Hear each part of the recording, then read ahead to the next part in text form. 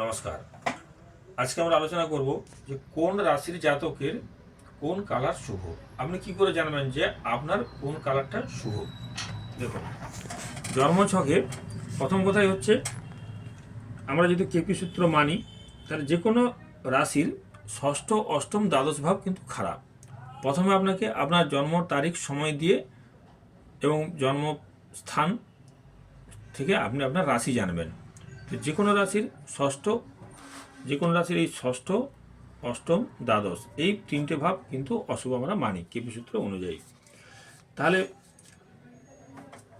এই ষষ্ঠ, অষ্টম, দ্বাদশ রাশির অধিপতি যে গ্রহ, তার যে কালার, সেই কালারটা আপনার জন্য অশুভ। ষষ্ঠ, অষ্টম, দ্বাদশপতি যে তিনটে গ্রহ, এই যে ষষ্ঠ, দ্বাদশপতি যে গ্রহগুলো, তাদের যে নির্দেশিত কালার, সেই কালারগুলো আপনার জন্য কিন্তু শুভ নয়। যেমন ধরুন, আমরা প্রথমে আলোচনা করলে আপনি বুঝতে পারবেন। ধরুন, কারো কোনো জাতক জাতিকার মেষ রাশি, 1 2 3 4 5 6 7 8 9 10 11 12। তাহলে কোনো জাতক জাতিকার মেষ রাশি, তাহলে তার ষষ্ঠ, অষ্টম কোনটা? মেষ রাশি ষষ্ঠ ভাব হচ্ছে কন্যা রাশি, অষ্টম হচ্ছে বৃশ্চিক রাশি, আর দ্বাদশ হচ্ছে মীন রাশি। তাহলে মেষ রাশি যদি কোনো জাতক জাতিকা হয়, তার ষষ্ঠ, অষ্টম, দ্বাদশ হলো কন্যা, বৃশ্চিক, মীন, এই তিনটা অশুভ আমি দেখলাম। এরপর আমি দেখব, তাহলে কন্যা রাশির অধিপতি কি? কন্যা রাশি তো বুধ, তাহলে তার নির্ধারিত রং কি হলো? সবুজ। বৃশ্চিক রাশির অধিপতি মঙ্গল, তার অধিপতি হচ্ছে, আমরা বলি, কেউ বলে হলুদ, কেউ বলে লাল। আপনি ধরতে পারেন গৈরিক প্রবলের যে কালারটা, সেই কালারটা অর্থাৎ লাল আপনি ধরুন। আর মীন রাশির হচ্ছে হলুদ, ষষ্ঠ, অষ্টম, দ্বাদশ। তাহলে আমরা মেষ রাশির শুভ রং কোনটা পেলাম? মেষ রাশির শুভ রং হচ্ছে তৃতীয়, যে কোনো রাশির তৃতীয়, পঞ্চম, নবম এবং দশম এবং একাদশ। তৃতীয়, পঞ্চম, নবম, দশম, একাদশ, এইগুলো শুভ। ষষ্ঠ, অষ্টম, দ্বাদশকে বাদ দিলে তৃতীয়, পঞ্চম, নবম, দশম, একাদশ রঙগুলো হচ্ছে শুভ রং। তাহলে তৃতীয় যদি মেষ রাশি হয়, তাহলে তৃতীয় অধিপতি হচ্ছে মিথুন রাশি, তৃতীয় হচ্ছে মিথুন রাশি, তার অধিপতি বুধ, তাহলে তার এখানে অধিপতি বুধ লিখলাম। পঞ্চম হচ্ছে রবি, তাহলে রবি লিখলাম। নবম হচ্ছে ধনু, অর্থাৎ হলুদ লিখলাম। দশম আর একাদশ হচ্ছে শনি, দশম হচ্ছে মকর, একাদশ হচ্ছে কুম্ভ, দুটোই হচ্ছে কিন্তু শনি। তাহলে আমরা বুধের রং কি পেলাম? সবুজ রং। রবির অ্যাকচুয়ালি আমরা বলি সূর্যের যে রং, সেটা হালকা লাল হতে পারে, আর আমরা এখানে সাদা হলুদকেও কিন্তু রবির জন্য শুভ রং হিসেবে ধরি। আমরা কিন্তু সাদা হলুদকেও ধরি।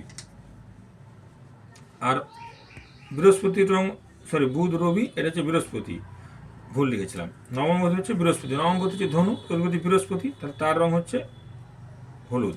শনির রং হচ্ছে নীল, আর এই শনির রং হচ্ছে নীল।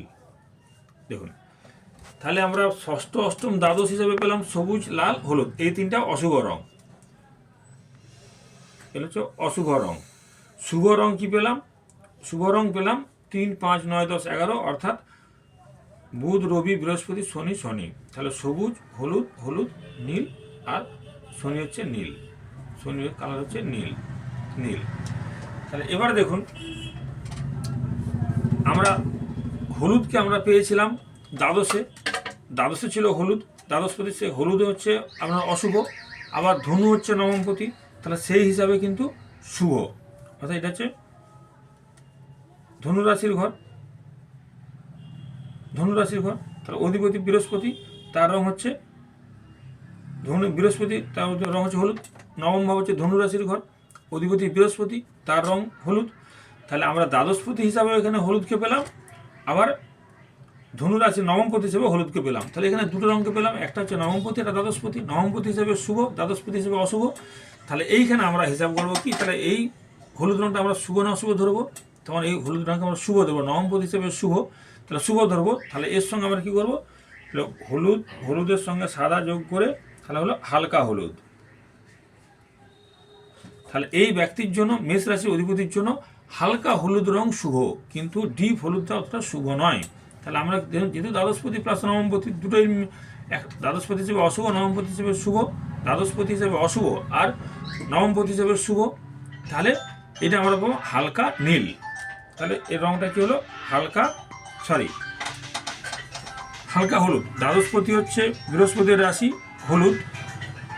ধনু হচ্ছে অধিপতি বৃহস্পতি, তার রঙ হলুদ। নবমপতি হিসাবে শুভ, দ্বাদশপতি হিসাবে অশুভ। তাহলে এখানে আমরা কালার কি পেলাম?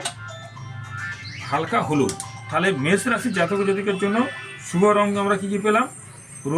রবির জন্য মানা হয় সাদা হলুদকে মানা হয়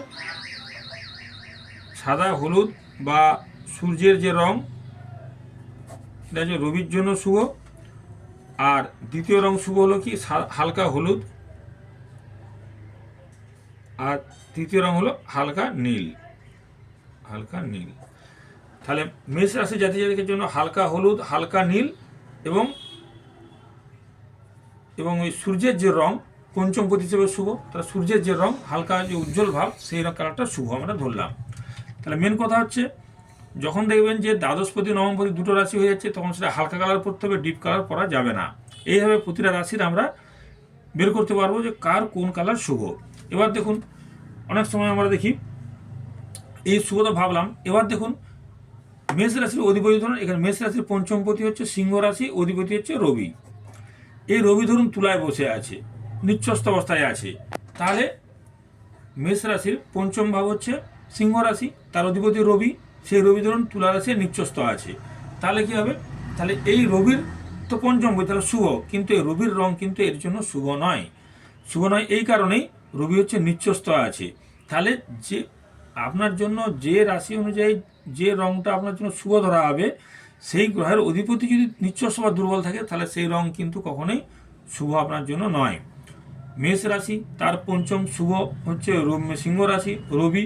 সেই রবি যদি নিচ্ছস্ত থাকে বা রবি যদি ষষ্ঠ অষ্টম দ্বাদশে থাকে, তাহলে তার রং কিন্তু পরা যাবে না, তার রং ব্যবহার করা যাবে না।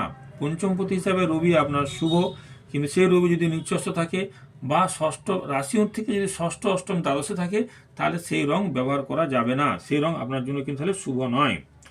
আবার দেখুন, আমরা অনেক সময় নক্ষত্র বিচার করি কৃষ্ণমূর্তি পদ্ধতি অনুযায়ী। তাহলে 27টা নক্ষত্র আছে, সেই 27টা নক্ষত্রের জন্য প্রতিটা নক্ষত্রের এক একটা করে কালার আছে। প্রতিটা নক্ষত্রের এক একটা করে কালার আছে। আমরা যেহেতু কৃষ্ণ পদ্ধতি অনুযায়ী বিচার করি, কৃষ্ণমূর্তি পদ্ধতি অনুযায়ী বিচার করি, তাহলে এখানে 27টা নক্ষত্র আছে।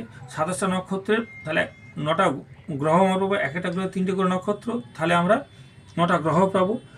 সেই নক্ষত্রের যে গ্রহ, সেই অনুযায়ী কালার কিন্তু পরা যায়। সেই দিন যেদিন আপনি যাচ্ছেন, যেই দিনটায় পড়বেন, সেই দিন সেই নক্ষত্রের কালার আপনি পড়তে পারেন। তাহলে সেই হিসাবে কিন্তু রং ব্যবহার করা যায়।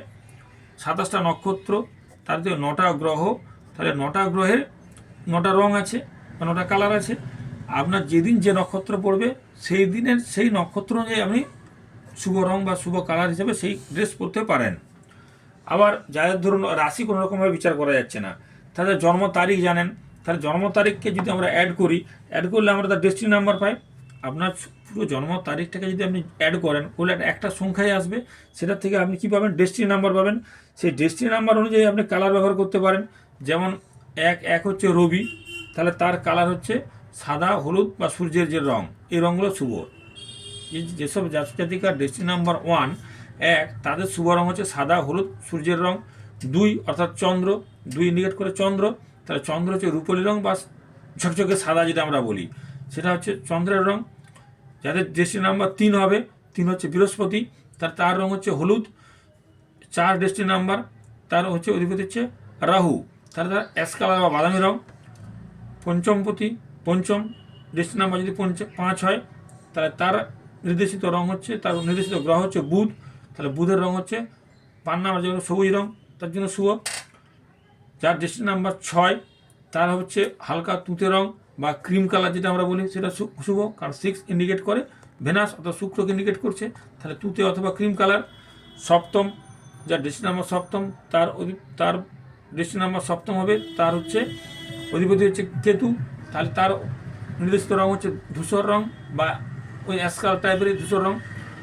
যার অধিপতি হচ্ছে, যার ডেস্টিনি নাম্বার 8, তার হচ্ছে নির্দেশিত গ্রহ হলো স্যাটার্ন, তার কালার হলো নীল। আর যার ডেস্টিনি নাম্বার 9 হবে, অর্থাৎ জন্ম তারিখ যোগ করলে যদি যে নাম্বার বেরোবে সেটা হচ্ছে ডেস্টিনি নাম্বার। যার ডেস্টিনি নাম্বার বেরোবে 9 তার কালার হবে লাল, অর্থাৎ অধিপতি মঙ্গল। এইভাবে আমরা প্রত্যেকেরই আমরা আমাদের নিজেদেরই যে কোন রঙটা শুভ আমরা ব্যবহার করতে পারি। যে কালারটা যে গ্রহটা আপনার জন্য শুভ হবে তার কালার ব্যবহার করবেন। যদি আপনার কোনো গ্রহ শুভ হয় এবং সেই গ্রহটা যদি নিচস্থ হয় অথবা ষষ্ঠ অষ্টম দ্বাদশে থাকে তাহলে কিন্তু সেই কালারটা পরবেন না। আর না হলে ডেস্টিনি নাম্বার অনুযায়ী আপনার কালার ব্যবহার করতে পারেন। 27টা নক্ষত্র, প্রতিদিন এক একটা নক্ষত্র থাকে, সেই নক্ষত্রের অধিপতি গ্রহ যে গ্রহ সেই গ্রহের কালার আপনি নক্ষত্র অনুযায়ী প্রত্যেকদিন পড়তে পারেন। আমরা মেনে থাকি যে শুভ রং যদি আপনি ব্যবহার করতে পারেন তাহলে আপনার যে কোনো কাজ শুভ কাজে যাবেন সেই কাজটা আপনার সম্পন্ন হবে। এইভাবে আমরা রাশি অনুযায়ী প্রত্যেকের কালার বিচার করে থাকি। নমস্কার।